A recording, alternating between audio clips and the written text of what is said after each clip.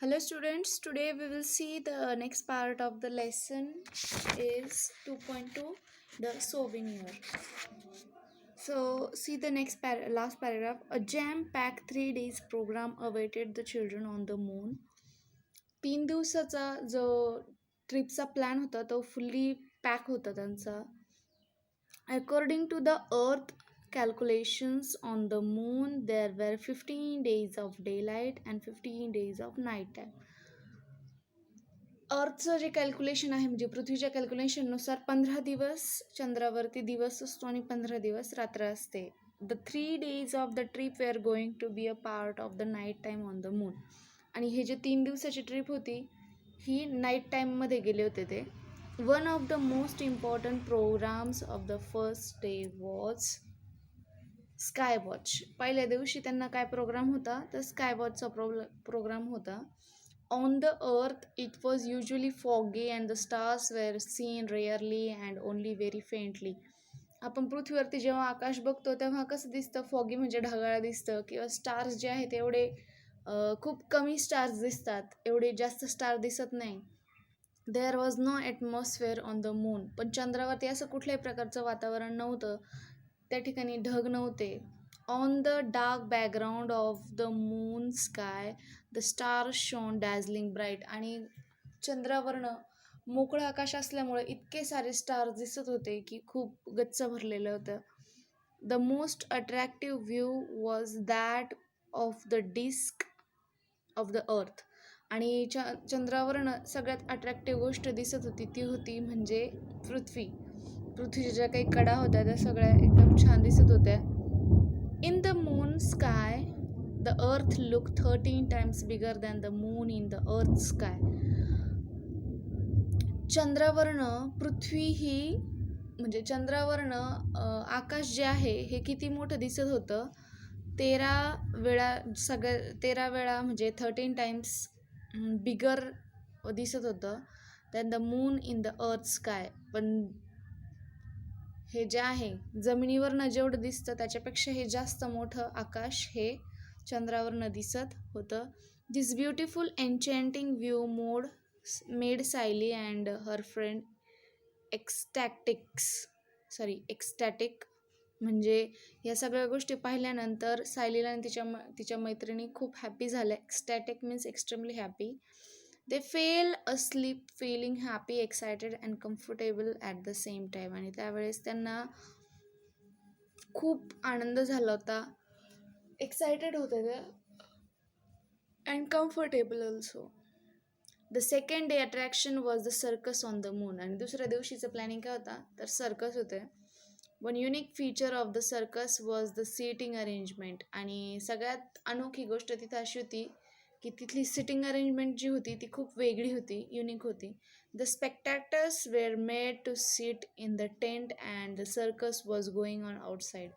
म्हणजे जे दर्शक आहे, जे सर्कस पाहण्यासाठी आलेले आहे त्यांनी तंबूमध्ये बसायचं होतं आणि सर्कस ही तंबूच्या बाहेर होणार होती. High jumps and long jumps were the special attractions. सगळ्यात जास्त अट्रॅक्शन हे उंच उडी आणि लांब उडीचं होतं. वन जिमनॅस्ट जम्प 27 मीटर हाय. एक जिमनॅस्ट होता तो 27 मीटर उंच उडी मारत होता. On both the days, beside the main attractions, much time was reserved for visiting the various settlements there. आणि दोन्ही दिवशी त्यांना आजूबाजूला भरपूर काही अट्रॅक्ट करणाऱ्या गोष्टी होत्या ज्या त्यांना व्हिजिट करायच्या होत्या. काही सेटलमेंट्स होते त्या ठिकाणी जाऊन. It was expected that the student should spend some time for self study. आणि आता वेळ अशी होती की त्यांचे जे काही टीचर्स किंवा जे काही सोबत आलेले जे काही त्यांचे गाईड होते त्यांची अशी अपेक्षा होती की मुलांनी आता सेल्फ स्टडी करावा थोडासा आकाशाबद्दल, किंवा ज्या ठिकाणी आले ते त्या ठिकाणी त्यांनी स्वतःचा सेल्फ स्टडी करावा. The teacher had assign them the task of writing and essay on how they spend their time on the moon. त्यांच्या टीचरनी त्यांना एसे राईट करायला सांगितलं होता. Which places they visited. मूनवरती आल्यानंतर कसं वाटलं त्याबद्दल एसे आणि ज्या काही कोणत्या कोणत्या ठिकाणांना भेट दिली त्याबद्दल राईट करायचं होतं. व्हॉट दे ऑब्झर्व एक्सेट्रा, आणि काय बघितलं त्यांनी चंद्रावरती वेगळं असं जे पृथ्वीवरती बघायला मिळालं नाही आहे, त्या गोष्टींचा उल्लेख त्या एसेमध्ये करायचा होता. Sayali and her friends had travelled far and wide and had done a lot of sight seeing. Sayali आणि तिच्या मैत्रिणी आजूबाजूला फिरत होत्या खूप लांबपर्यंत, आणि आजूबाजूला जाऊन बऱ्याचशा गोष्टींची त्यांनी त्या ठिकाणी ऑब्झर्वेशन केलं होतं. On the third day the teacher took them to a place of historical importance. तिसऱ्या दिवशी त्यांचे शिक्षक त्यांना एका हिस्टॉरिकल प्लेसवरती घेऊन गेले. 100 years ॲगो, 100 वर्षापूर्वी, Neil Armstrong had landed at this place. सगळ्यात पहिले नील आर्मस्ट्रॉंग आलं होतं चंद्रावरती, आणि त्या ठिकाणी सगळ्यात पहिलं पाऊल नील आर्मस्ट्रॉंगचं होतं. Everyone was looking forward to this visit to the historical monument. आणि तिथे एक मॉन्युमेंट पण होतं, ते बघण्यासाठी सगळेजण फॉरवर्ड झाले होते, पुढे आले होते. It was the oldest place in the history of man on the moon. आणि चंद्रावरची जी काही हिस्ट्री आहे त्यात सगळ्यात पहिलं पाऊल हे नील आर्मस्ट्रॉंगचं होतं, आणि खूप जुनी हिस्ट्री होती. The first footprint of Neil Armstrong was preserve on the moon land. आणि नील आर्मस्ट्रॉंगने ठेवलेलं पहिलं पाऊल त्या ठिकाणी जतन करून ठेवण्यात आलेलं होतं, पाऊल खुणा त्या ठिकाणी.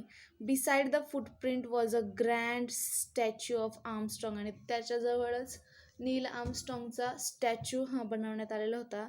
At the base of the statue were carve the first words utter by a human on the moon.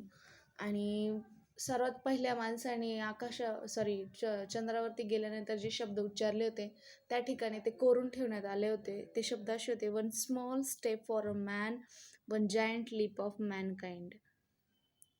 अशा पद्धतीचे अक्षर त्या ठिकाणी कोरलेले होते. The next attraction for the children was that they were going to wear the space suit for the first time. आणि आता तिसरा दिवस उगला होता, आणि त्याचं अट्रॅक्शन असं होतं, तिसऱ्या दिवसाचं विशेष असं होतं की ह्या मुलांना स्पेस सूट दिला जाणार होता. आणि त्या ठिकाणी जाऊन मग ते त्या जे काही टनेल आहे त्याच्या बाहेर जाऊन ते ऑब्झर्वेशन करू शकत होते. Then they were going to roam outside experiencing the gravitational force of the moon.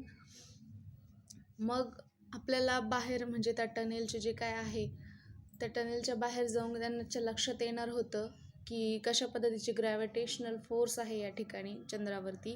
B careful when you walk dear children, don't run or sprint, you will fall, the teacher was warning repeatedly. त्यांचे जे शिक्षक होते नेहमी त्यांना काळजी घेण्यासाठी सांगत होते की पळू नका, उड्या मारू नका, जंप करू नका, असे वारंवार त्यांना सूचना देत होते. But who was in the mood to listen. पण ऐकण्याच्या मनस्थितीत कोणी नव्हतं. ते hop, jump and ran around. आणि ते उड्या मारत होते, जंप करत होते, आजूबाजूला पळतही होते ते सूट घालून. Buy ornament specially made from the stone on the moon, very cheap, cheaper than those available in the shops in the settlement.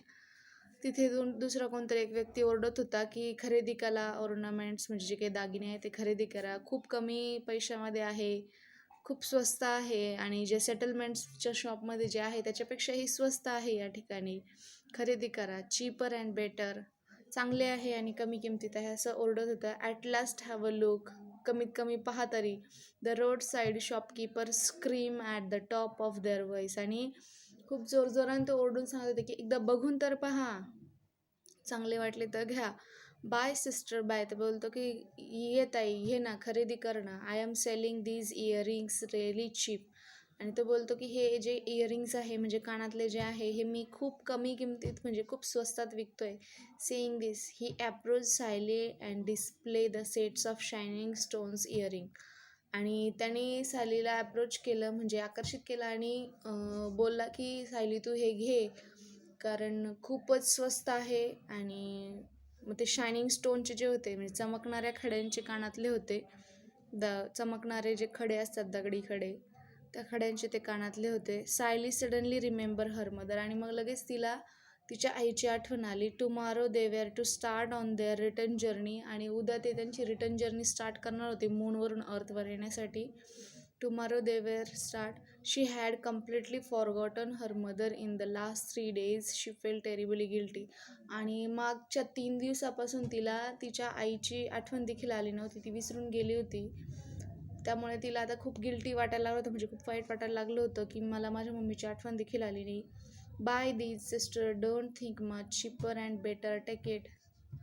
मग तो बोलतो, तो विक्रेता बोलतो की ताई घे ना, खूपच स्वस्त आहे, घेऊन टाक. Sayali looked around.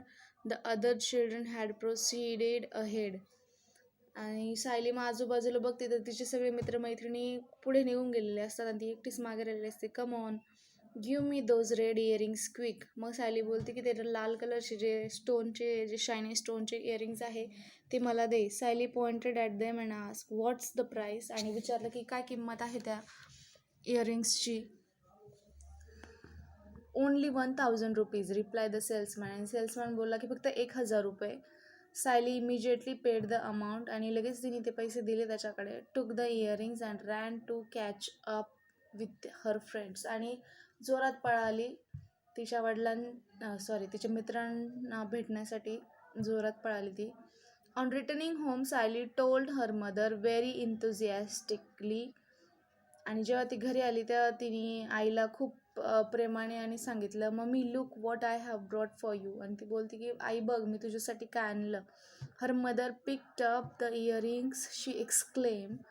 ते इयरिंग्स मम्मीने हातात घेतले आणि मग ती तिला बोलू लागली की hello dear, how am I going to wear such a heavy earrings. आणि मग मम्मी बोलली की इतके जड कानातले, दगडाचे कानातले मी कसे घालू शकेल कानामध्ये. सायली इमिजिएटली रिअलाइज्ड हर मिस्टेक. आणि तिच्या लगेच लक्षात आलं की तिच्याकडनं काय चूक झाली. Sayali had purchase the earrings in the field of the moons gravity. आणि तिने जे इयरिंग्स खरेदी केले होते मूनवरती, ती मूनची ग्रॅव्हिटी होती आणि ती ग्रॅव्हिटी खूप कमी होती. 1/6 of the earth gravitational forces there. म्हणजे पृथ्वीवरती ज्या पद्धतीची ग्रॅव्हिटी आहे, म्हणजेच काय तर आकर्षण शक्ती, गुरुत्वाकर्षण शक्ती, त्या प्रमाणामध्ये चंद्रावरती खूप कमी होती. आणि ते कानातले तिला त्या ठिकाणी खूप हलके वाटले होते. पण आता तेच कानातले पृथ्वीवरती आल्यानंतर खूप जड झाले होते आणि ते तिची मम्मी घालूही शकत नव्हती. So this is our today's lesson is over here. This lesson is translated from the story Bhet by Laxman Londhe. Laxman लोंढेंचं एक बुक आहे भेट म्हणून, तर त्यातनं ही स्टोरी ट्रान्सलेट केली आहे इंग्लिशमध्ये. So this is the souvenir she brought from the moon for her mother. Okay, I hope you understood this lesson. So whatever lesson is there, you just read at once again so you understood better. Have a nice day. Take care. Bye bye.